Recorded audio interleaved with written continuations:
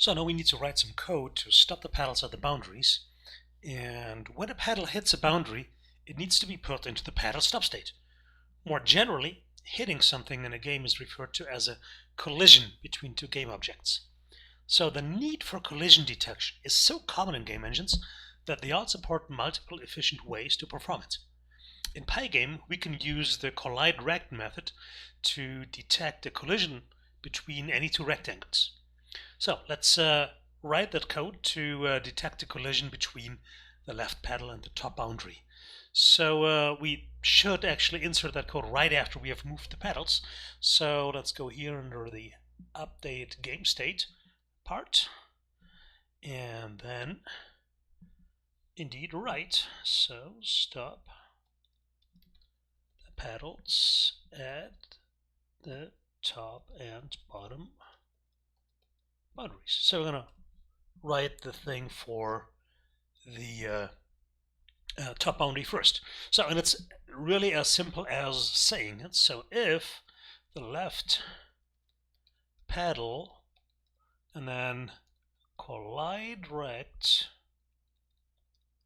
So if the left paddle collides with the rectangle of the top boundary, then two things have to happen. The first thing we already mentioned. So the left paddle state needs to be set to paddle stop.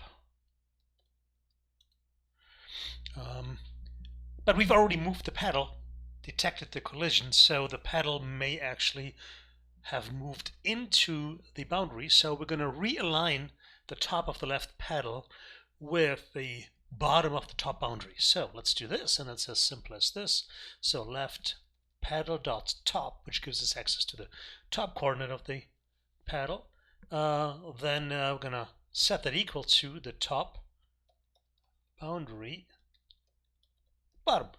And so that pulls the panel back so that the two triangles are adjacent anymore to each other and are not colliding anymore.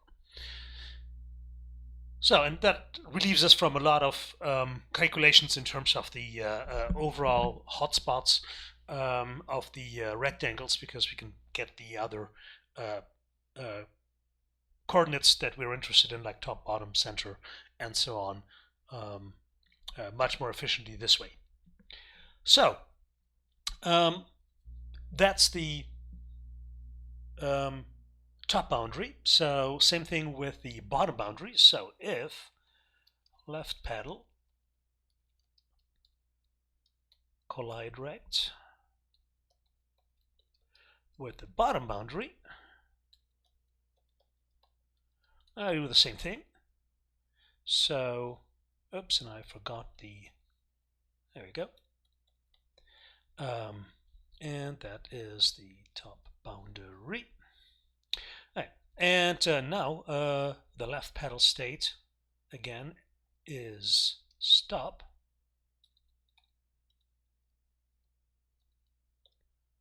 And this time around we have to adjust the bottom of the left paddle to the bottom boundary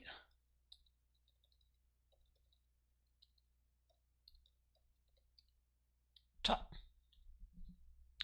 So relatively simple again, right? So let's do the same thing for the right paddle. So the code is basically identical, which tells you that there's got to be a better way to do this, which there is, but we will refrain from that's too beyond the scope of what we're trying to do here.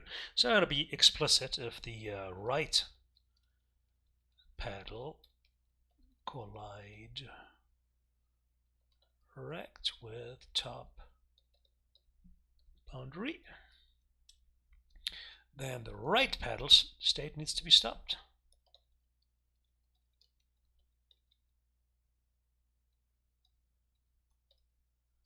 And the right paddle top needs to be aligned with the top boundary bottom.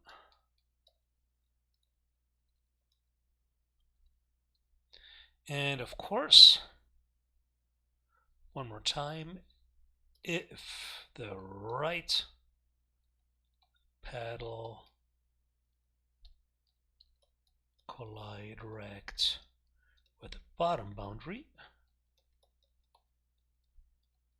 then the right paddle state needs to be paddle stop, and the right paddle bottom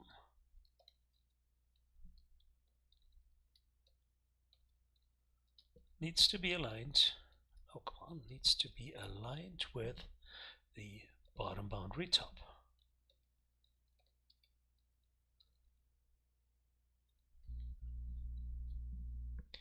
So, and that's it. Let's run this and check this out. So here's our game. Let's move one of the paddles up, and as you can see now, the paddle actually stops at the corresponding boundary. So that was the introduction to collision detection. As I said, a very, very central concept in game engines. And so next up will actually be then to move the ball, and because we want to move the ball but also bounce the ball, so we're going to have to see how that looks like in code.